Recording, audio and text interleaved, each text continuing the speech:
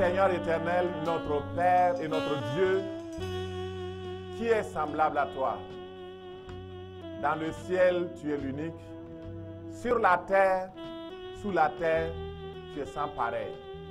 C'est pourquoi nous te bénissons. Nous t'élevons ce matin pour tes provisions multiples et multiformes dont nous sommes l'objet. Béni soit ton nom, parce que nous voulons parler de ta part, alors que ta présence est là, ton onction est là.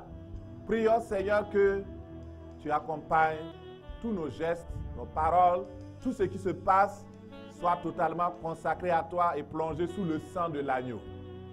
Toute l'assemblée plongée dans le sang de l'agneau et ta présence fait fuir tout ennemi, toute pensée qui ne glorifie pas ton nom et toute présence qui ne fait pas, Seigneur, ta gloire au nom de Jésus. Te bénissons et nous te glorifions pour tout. Dans le nom de Jésus, nous avons prié. Amen. Acclamons le Seigneur.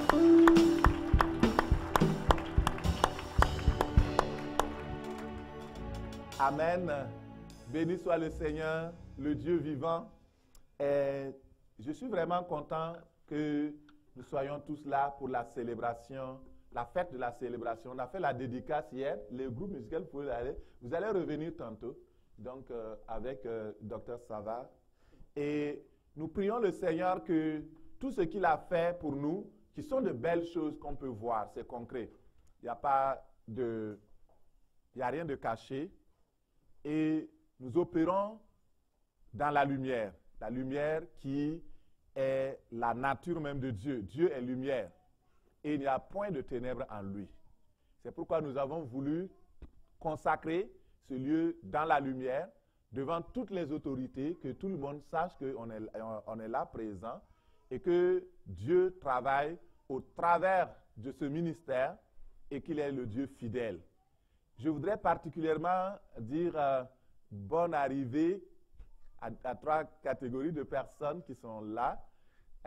Il y a ma nièce Agathe. Est-ce qu'elle est là? Tu peux te lever? Amen.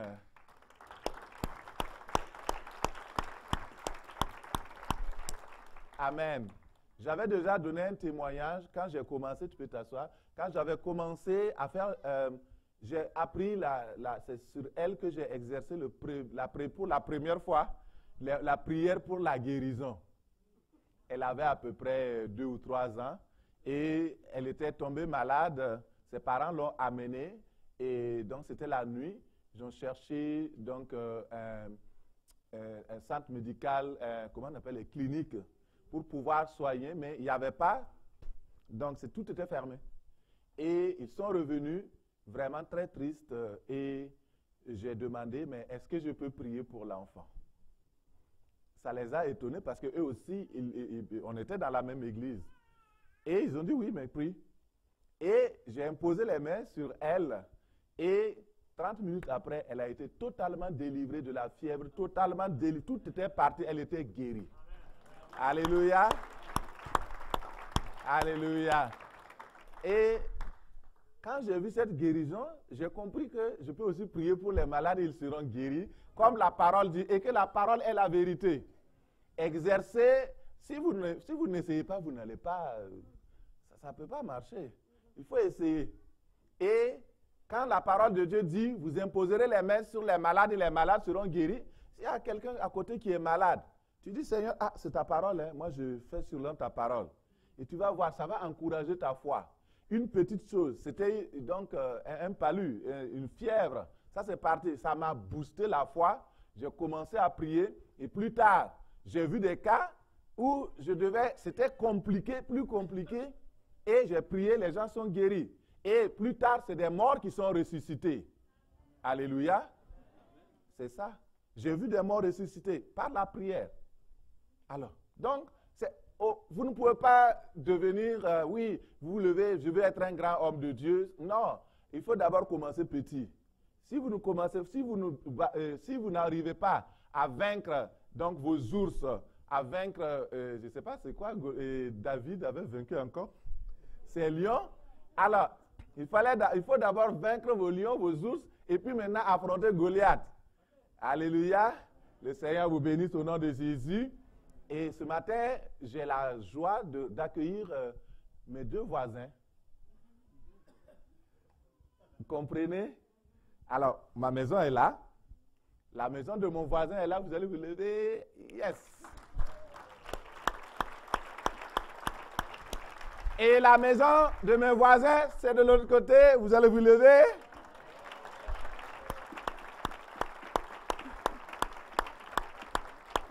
Alléluia. Vous savez, tout ça là, ça n'a pas été organisé. Je ne savais même pas qu'ils allaient venir. Mais le Seigneur a fait. Que son nom soit béni. Et le but pour lequel vous êtes venus ici, vous serez bénis au nom de Jésus. Vous pouvez vous asseoir. Alléluia. Et toute personne qui est venue, vous êtes venus de loin, de Montréal, comme avec les masques là, si je ne vous salue pas, ne dites pas, Pasteur Mathieu, il ne m'a pas vu. Venez me saluer et présentez-vous. Voilà. Donc, parce qu'avec les masques là, c'est sûr qu'on ne pourra pas ne pas. Mais le Seigneur est fidèle. Alléluia. On acclame le Seigneur. Alléluia. Merci Seigneur. Merci Seigneur. Alors, nous célébrons ce temps parce que le Seigneur nous a dit il faut faire la dédicace. Et c'était tellement important de faire cette dédicace-là. Oh. Il y a des bénédictions. Si moi-même je savais jusqu'où le Seigneur nous amènerait, on aurait fait la dédicace là le premier jour même où on a déménagé ici. Il y a un petit coin ici. Ce n'est pas caché, de toute façon. On n'a qu'à publier même sur Facebook, ce n'est pas grave. Il y a un petit coin ici de danseurs et de danseuses nus.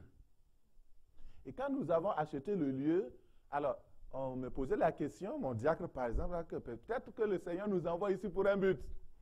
Et quand on est venu, j'ai dit au Seigneur, les ténèbres et la lumière ne peuvent pas cohabiter. J'ai demandé la grâce de Dieu. Mais j'étais tellement déçu parce que quand je demande quelque chose, le Seigneur exauce. Mais pour cette affaire-là, cette petite affaire-là, ce n'était pas exaucé. Et je me rappelle que je m'étais fâché un peu. Je m'étais fâché contre le Seigneur. Parce que je demandais, mais pourquoi ça ne marchait pas? Et un jour, il m'a dit, mais écoute, si ça mettait même à vendre, est-ce que tu as l'argent pour acheter? Puis là, je me suis calmé. Mais après, qu'est-ce qui s'est passé? La bonne nouvelle, le jour hier, où nous inaugurions ce lieu, c'est ce jour-là que ce lieu-là se fermait. Alléluia.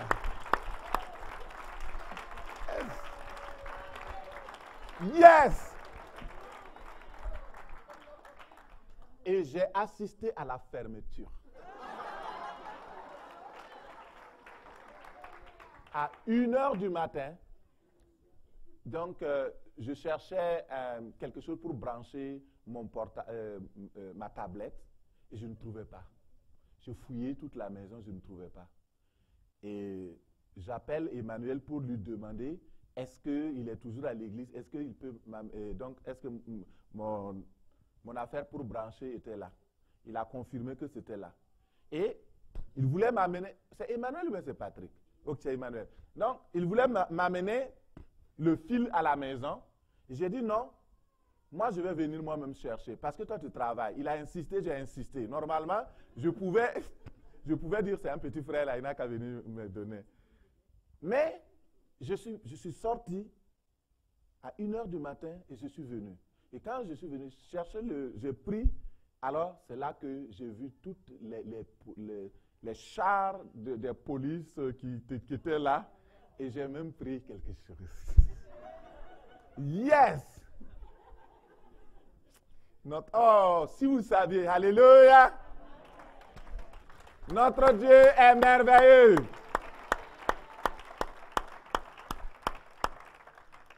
Wow! Ça, c'est la gloire de Dieu. Et justement, parlons de gloire dans l'assemblée de Dieu. Et le Seigneur veut se manifester d'une manière puissante. Et lorsque nous étions en train de déménager ici, il m'avait donné le passage de AG 2, et nous lisons AG 2, 9 à 11. Il est dit, la gloire de cette dernière maison sera plus grande que celle de la première, dit l'Éternel des armées, et c'est dans ce lieu que je donnerai la paix, dit l'Éternel des armées. Amen. Ce lieu est un lieu de repos pour tous ceux qui aiment le Seigneur et qui veulent le servir. Et Dieu a décidé souverainement de nous accorder une grâce particulière. Ce n'est pas parce que nous sommes mieux que quiconque. Non, c'est juste une grâce particulière. Ce lieu servait de quincaillerie. Et l'image que le Seigneur m'a montrée, c'est que il a comme l'énigme que Samson avait fait, il dit, du fort est sorti ce qui est doux. L'image, c'était quoi?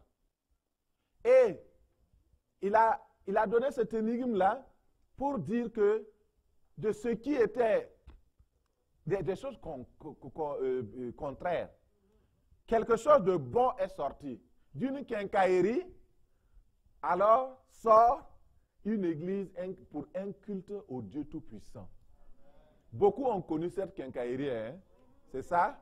Oui.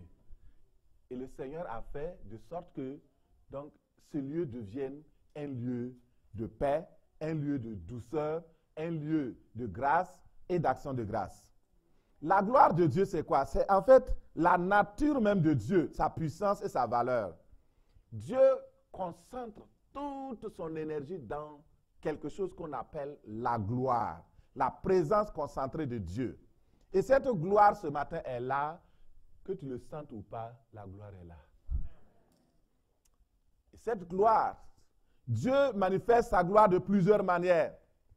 Premièrement, par ce qu'on appelle l'expression doxa, qui est une expression utilisée pour montrer la splendeur de Dieu, sa magnificence, sa beauté extraordinaire.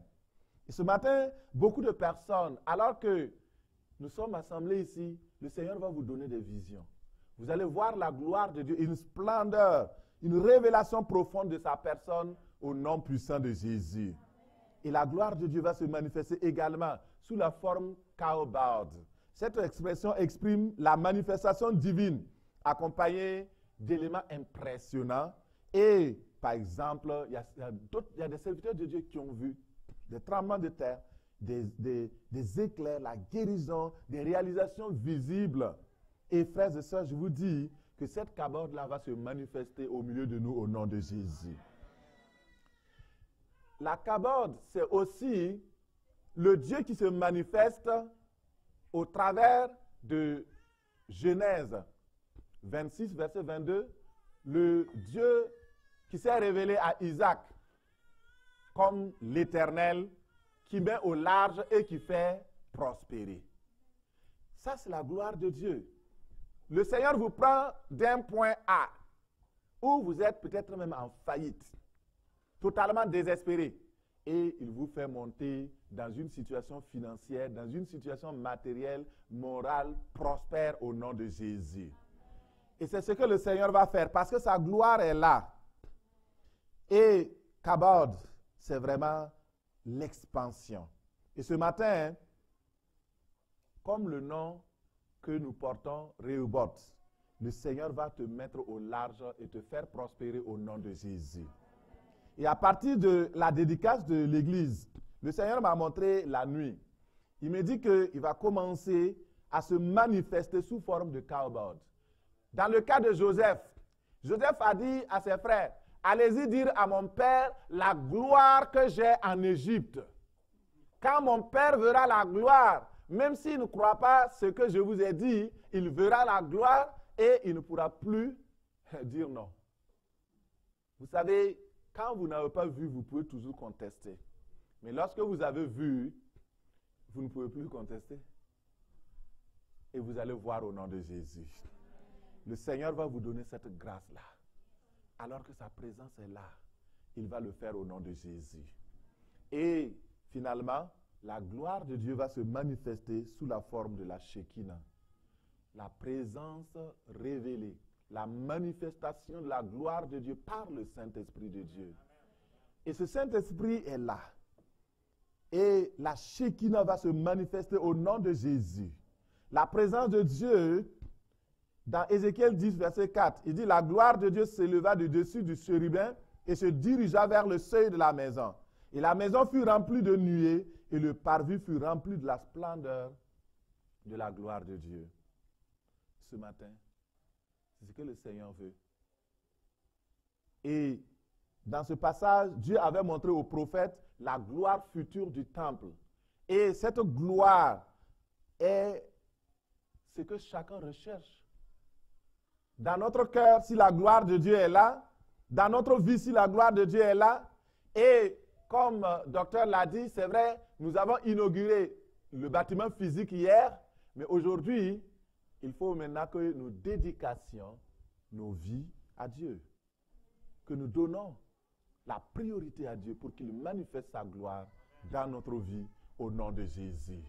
Et ça, c'est tellement important. Parce que si nous avons un beau bâtiment et que nous avons des mauvais cœurs, à quoi ça sert? À quoi ça sert? Il y a une personne qui nous racontait hier qu'ils avaient un voisin et le voisin a tellement construit, il a bâti quelque chose pour couvrir et la personne a grandi, je ne sais pas combien d'années, 10, 15, combien d'années, et la personne a fait, mais ils n'ont jamais connu qui est ce voisin-là. On se dit, quoi qu'il fait, qui il est. Et vous pouvez avoir une belle maison, une belle voiture, mais si votre cœur n'est pas un cœur guéri, un cœur vraiment transformé par l'Esprit de Dieu, vous êtes un danger public. Sérieusement. Vous êtes un danger public. Regardez les gens qui se lèvent, une femme que tu as aimée. Je vais parler de ça ce soir. Vous êtes mariés. Vous êtes dit oui. Ah, si je ne vois pas, je ne peux pas vivre. Sans toi, je ne peux pas vivre. Et un jour, tu te lèves, tu poignardes cette même femme pour la tuer. Ça veut dire qu'il y a quelque chose qui ne va pas. Parce que les gens ont perdu la gloire de Dieu. La Bible dit dans Romains 3, 23 que tous ont péché et sont privés de la gloire de Dieu. Mais la bonne nouvelle est qu'ils sont gratuitement justifiés par le moyen de la foi, par la puissance de Jésus-Christ qui vient nous libérer du péché et de son joug pour que nous recouvrons la gloire de Dieu. Le but de la venue de Jésus sur la terre, c'est que toi et moi, nous puissions retrouver la gloire de Dieu. Il est venu pour que la gloire de Dieu te remplisse. Il est venu pour que la Shekinah vienne en toi. Il est venu pour que Kabod vienne en toi. Il est venu pour que tu reçoives, oui, la doxa de Dieu. Pour que ensemble, tu sois une personne complète. Et ce matin, le Seigneur est fidèle. Ton cœur, c'est la maison de Dieu. C'est le temple du Saint-Esprit. Et je prie que la nuée céleste remplisse ton âme, remplisse ton cœur. Que l'Éternel des armées te regarde favorablement et que la gloire de Dieu qui est là te remplisse de joie. Essuie les larmes de ceux qui pleurent. Que la gloire enlève ta solitude au nom de Jésus. Tu vois que ta vie est monotone, ton existence est monotone. Mais la gloire de Dieu te remplit et enlève la monotonie au nom de Jésus. Ce matin, la gloire de Dieu remplit ton cœur de l'amour de Dieu, de la paix de Dieu, de la patience et de la bonté. Si tu es d'accord, dis Amen. La gloire de Dieu. La Shekinah, quand elle vient, elle enlève toutes les douleurs. La Shekinah de Dieu, la douceur de Dieu, quand elle vient, alors la maîtrise de soi est là, la fidélité. Tu n'as même pas besoin de te tracasser pour faire la volonté de Dieu. La plupart des gens qui désobéissent à Dieu, c'est parce qu'ils n'ont pas la gloire de Dieu. La présence de Dieu est là. Tu ne peux pas ne pas obéir. Tu obéis littéralement. Tu obéis. Que le Seigneur nous donne cette grâce-là au nom de Jésus. La maîtrise de soi, la compassion pour les âmes perdues. La compassion, c'est important. Et cette gloire-là, elle va se manifester. Et comme au temps, donc dans 2 Chroniques 5, c'est le message que j'introduis, le pasteur Savard qui va s'avancer donc tantôt. Dans 2 Chroniques 5, nous voyons un spectacle vraiment immense. Salomon venait de dédicacer le temple. Et là, ils se sont mis à jouer de la musique. Les cymbales, les trompettes, tout ce qui était de la musique de l'époque, ils jouaient. Et lorsqu'ils ont commencé à entonner, à jouer et à proclamer « Car il est bon, car sa miséricorde dure toujours ». La Bible dit que la Shekinah, la présence glorieuse de Dieu est descendue. Et les sacrificateurs avaient de la peine à rester dans le temple. Alléluia! Est-ce qu'il y a quelqu'un qui veut la gloire de Dieu? Est-ce que quelqu'un veut voir la gloire de Dieu? Alléluia! Vous êtes à la bonne place. Et vous êtes au bon moment. Parce que la gloire de Dieu va se manifester.